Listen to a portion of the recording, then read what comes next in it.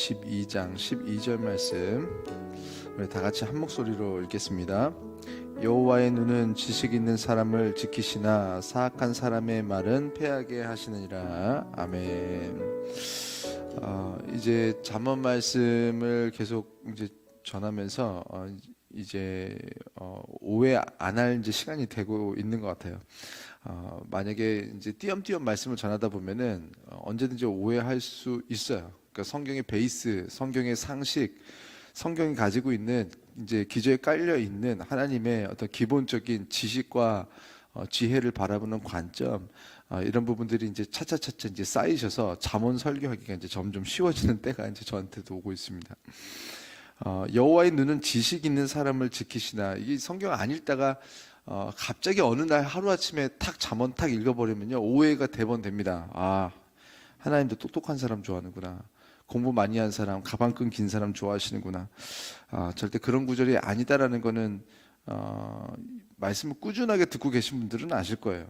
그렇지 않으신 분들은 여전히 지금 설명이 좀 필요할 수 있겠지만, 하나님께서 지식층, 뭐 공부 많이 한 사람을 좋아하신다는 것이 아니라 지금 잠언에 계속해서 나오고 있는 지식 했을 때는 그 지식이 기본적으로 하나님께서 주시는 지식을 말한다, 하나님의 지혜를 가진 사람을 가리킨다 정도는 이제 아실 거예요. 그래서 그것은 학교에서 뭐 많이 배우고 인간관계 어떻게 해서 배우는 것이 아니라 하나님의 지식과 하나님의 지혜는 하나님께서 주셔야지 받는 겁니다.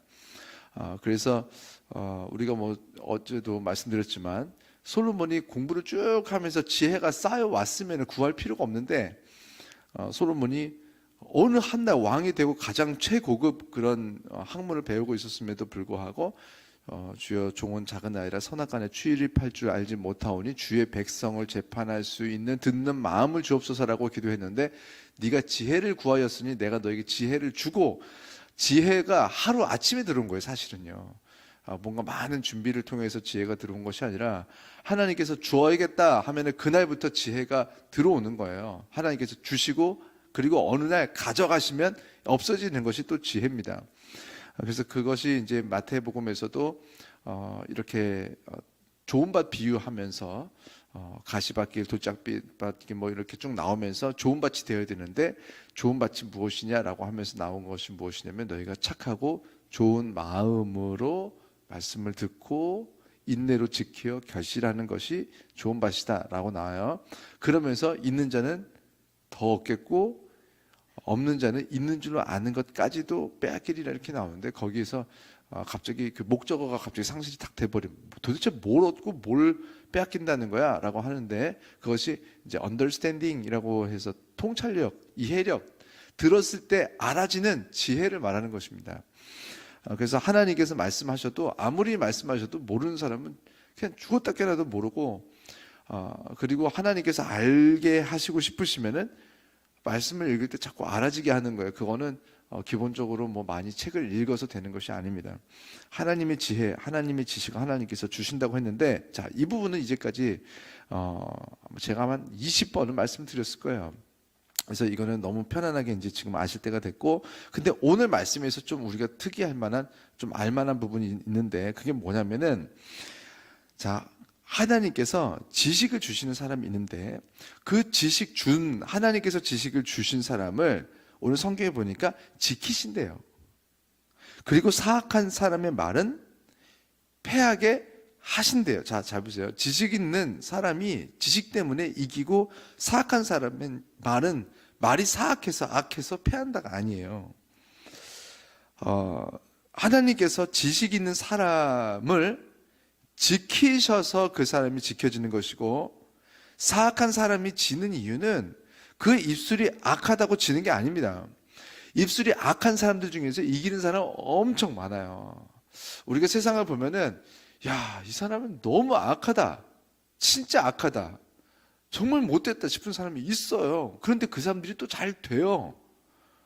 그래서 저는 그런 것도 봅니다.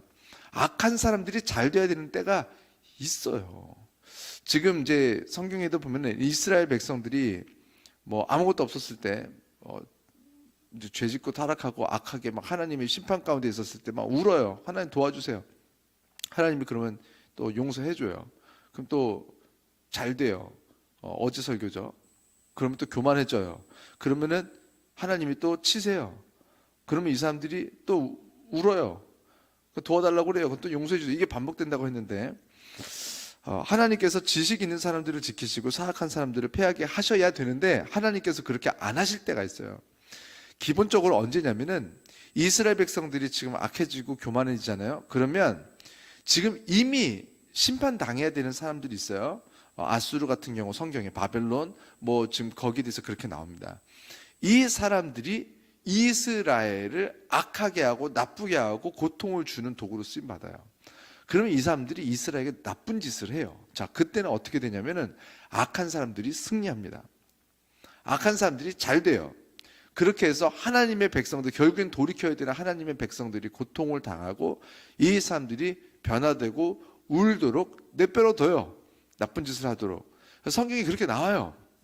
그래서 이스라엘 백성들이 하나님 이 악에서 구원해 주세요라고 하는데 내가 듣지 않겠다고 하십니다. 그래서 이 사람들이 충분하게 자기의 역할을 다해서 이스라엘 백성들을 고통을 주고 이스라엘 백성들이 다 포로로 끌려가고 모든 것을 빼앗기고 이스라엘이 400년 동안 430년 동안 또 애굽에서 종살이 하잖아요. 그 이후에 아예 패망을 하잖아요. 수많은 고통들을 당했습니다. 그런데 그 고통들을 하나님이 깜빡 잊고 못 보셔서 그 고통을 당하는 것이 아니라 이스라엘이 징계를 받거나 아니면 아예 심판받았어야 됐기 때문에 그 시간을 그렇게 악한 자들이 승리하는 구간으로 내버려 두시는 거예요. 사악한 사람의 말은 패하게 하시느니라. 맞아요. 언제냐면 여호와의 눈이 지식 있는 사람을 보고 계실 때까지는 그 일이 일어납니다. 하나님께서 보실 때 하나님의 지식을 가진 사람들이 있을 때까지, 하나님께서 보실 때 내 자녀들이 아직 내 말씀을 붙들고 있고 얘네들이 지금 내 말을 붙들고 얘네들이 이제 승리해야 되는 구간이 아직 있을 때, 하나님께서 도우실 만한 사람들이 있을 때 구하라 구할 것이요 했는데 너희가 악한 것을 구하지 말고 선한 것을 구하라고 했는데 그것이 바뀌는 구간이 오죠. 로마서에도 보면은 선한 데 지혜롭고 악한 데 미련하라고 했습니다. 그런데 거꾸로 되는 구간들이 계속해서 오는 거예요. 인생에 선한 데는 이렇게 미련하고 악한 데 지혜로운 그런 시간들이 반복되고 길어지면 그때에 하나님께서는 지식이 있는 사람들, 하나님의 지식이 있는 사람들이 없기 때문에 사악한 사람들의 말이 패하는 것이 아니라 승리하게 되게 하십니다. 그러니까 그 사람들이 승리하는 거예요.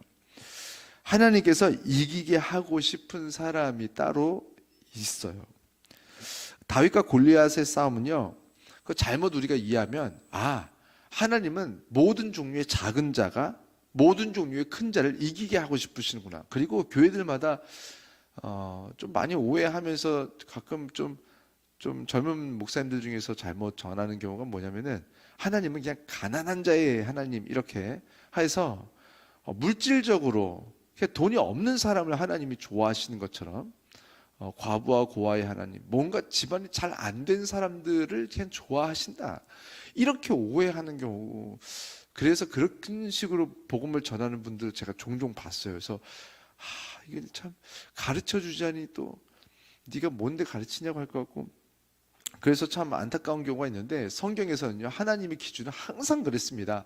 마음이 가난한 자. 지금 마태복음 5장을 보면은 산상수훈이라고 해서 예수님을 좋아하는 사람들만 다 몰려 있는 그 자리가 있었어요.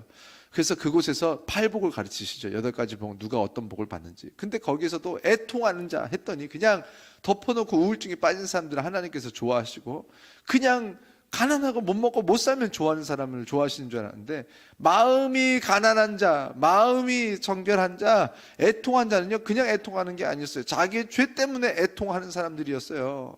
근데 그 사람들을 하나님께서 보시고 하나님의 자녀로 쓰시겠다는 거예요. 위로하시겠다는 거예요. 잘되게 하시겠다는 거예요. 여러분, 다윗이 작아서 승리한 게 아니었어요. 골리앗이 화가 나고 사람들을 막 나쁘게 했을 때 왜 하나님께서는 이스라엘 백성들을 돕지 않으셨을까요? 이스라엘 백성들이 다 벌벌벌벌 떨고 있었어요. 골리앗이 막 소리치면서요, 이제 그냥 다 죽는 거예요. 이스라엘 백성들 내버려 두셨어요.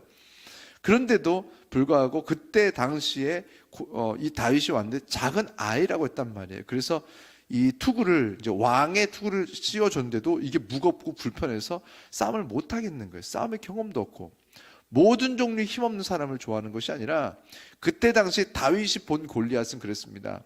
여호와의 이름을 망령되이 일컫는 이스라엘의 하나님의 이름을 망령되이 일컫는 골리앗이라고 불렀고 지금 이 다윗은 뭐라고 하냐면 너는 창과 단창으로 내게 나오거니만 나는 너에게 만군의 여호와의 이름으로 너에게 나아가오니 이렇게 하면서 이제 싸움을 합니다. 그러니 다윗이 작아서 승리한 것이 아니라 여호와의 이름을 붙들고 있었던 사람이기 때문에 그것에 승리가 있었던 거예요. 이스라엘이 나중에는요 큰 자가 됩니다. 솔로몬 때, 다윗 때 전 세계에서 가장 강한 나라가 되었다고 했어요. 그래서 모든 나라들이 자기 딸들을 800번째, 900번째, 1000번째 아내로 그냥 갖다 바치는 거 아니겠습니까? 얼마나 속이 쓰렸겠어요. 그런데도 불구하고 그렇게 할 정도로 강한 나라가 됐는데도 하나님께서 완전히 패망하게 하셨어요. 이스라엘을. 그런데 항상 이렇게 진 것도 아니었어요.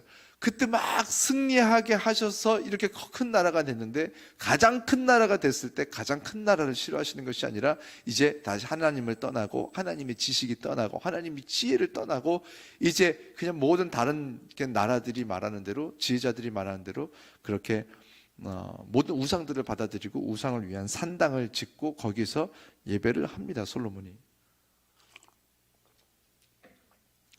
그래서 하나님의 지식이 떠나니까 하나님께서 지키시지 않으셔서 그래서 지는 거예요. 뭐냐면 우리가 지는 이유는 하나님께서 지게 하시니까 지는 거고 하나님께서 이기게 하시는 때는 우리가 어떤 질 방법이 없습니다. 그래서 우리가 잘 받아들여야 돼요. 우리가 져야 될 때는요 좀 져야 돼요. 우리가 져야 될 때 자꾸 이겨도 문제가 됩니다. 우리가 하나님의 자녀로서 살면서 우리에게 반드시 먼저 필요한 것이 무엇이냐면 죄가 잘 끊어질 수 있도록 하나님께서 우리를 훈련시키시고 또 징계하시는 기간들을 잘 받아들여야 돼요. 신약 성경에 계속 나오는 부분입니다. 자녀들아 너희가 아버지의 징계를 미워하지 말고 이렇게 나와요. 하나님 아버지께서 너희를 사랑하심으로 너희를 징계하는 너희는 아버지가 징계하실 때 그것을 미워하지 말라 그렇게 나옵니다.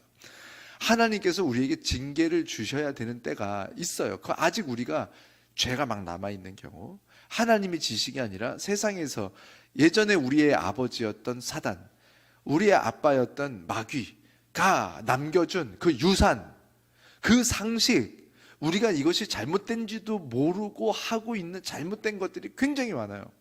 교회 20년, 30년을 다니면서도 자기가 이것이 잘못된 건지도 모르고 그렇게 해요. 특히 지금 요때 당회를 굉장히 이제 우리 교회는 너무 행복하게 당회가 잘 끝났지만 제가 참 이렇게 여러 교회에 있으면서 이 당회 때마다 아주 지옥을 경험하고 있는 분들을 많이 봅니다.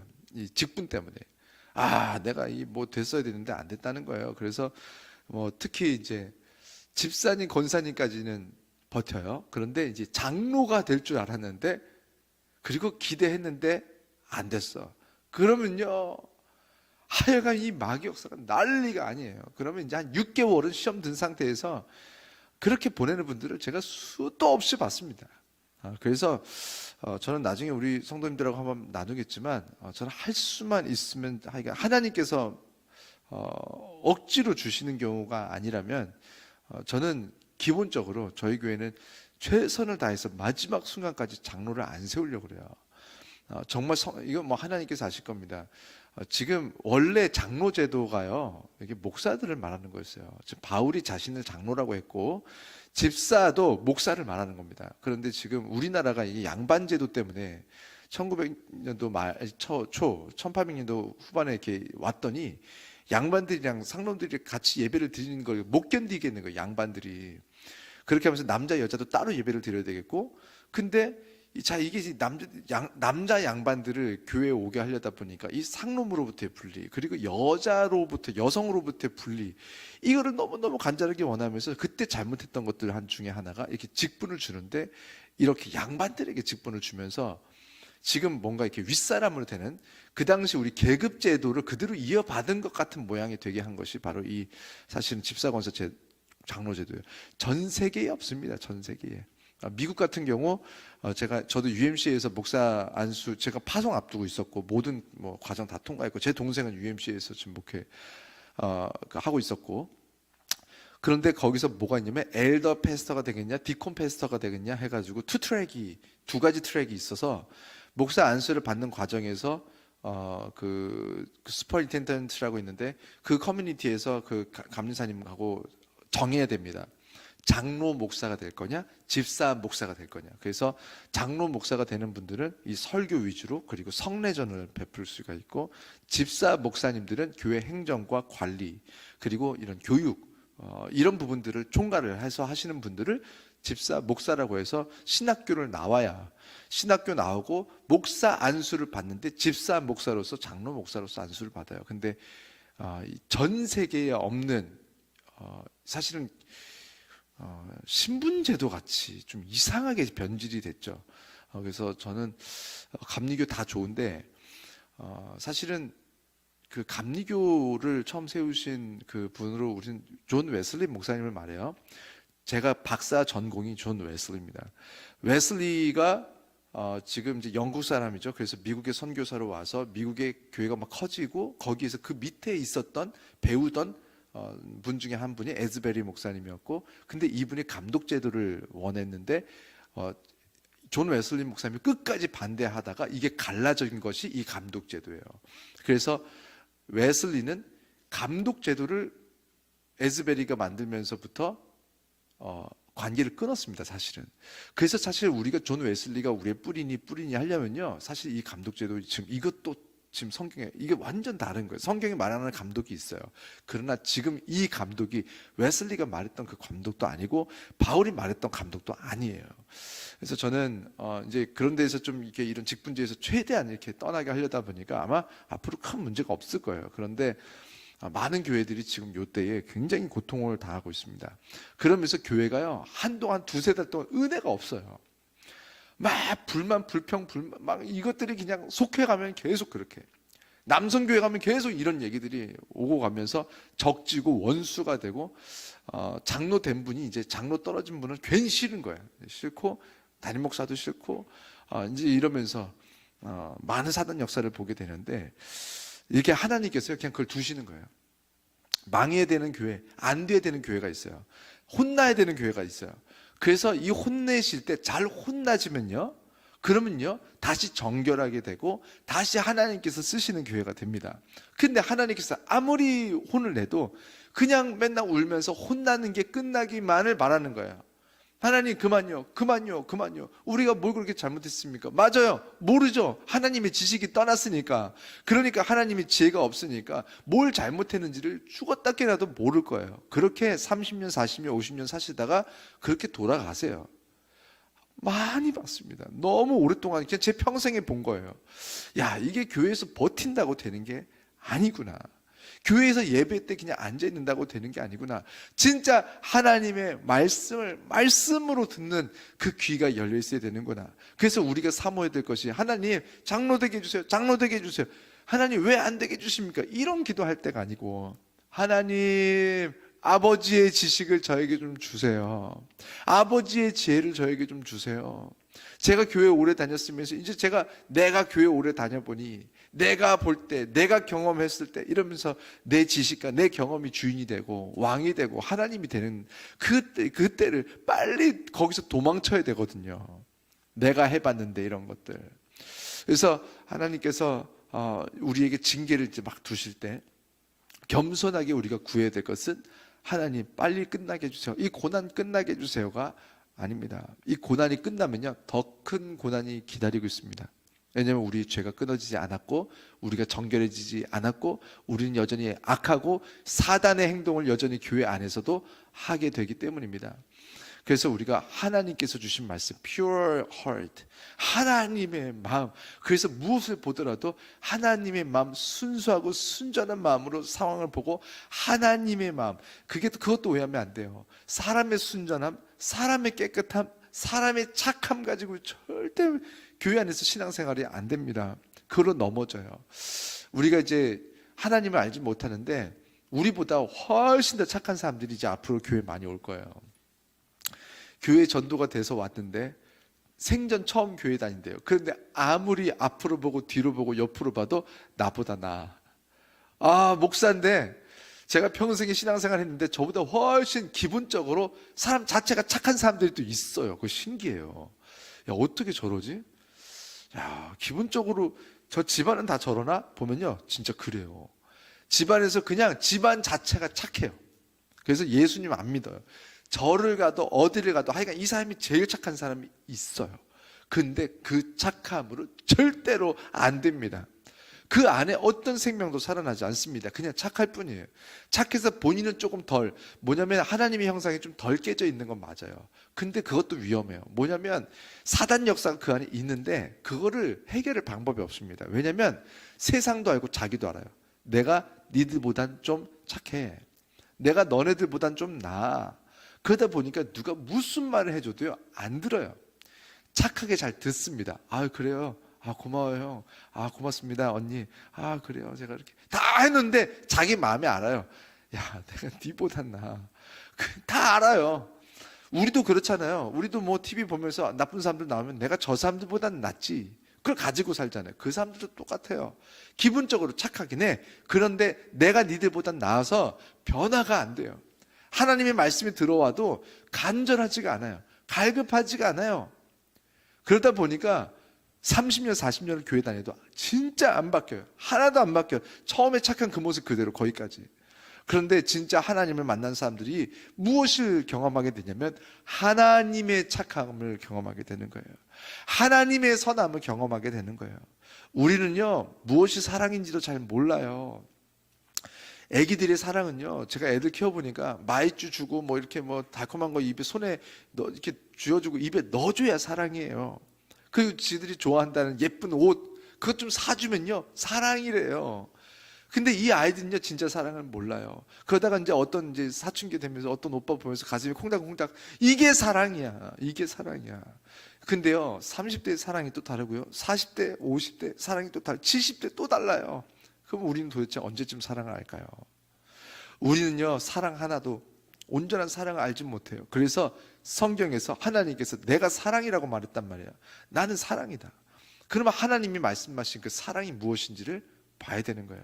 그래서 그 안에서 아, 사랑은 오래 참고 온유하며 성내지 않고 분내지 않고, 자, 이거를 보고 기준 삼아야 돼요. 아, 그럼 내가 가지고 있는 건 사랑인가?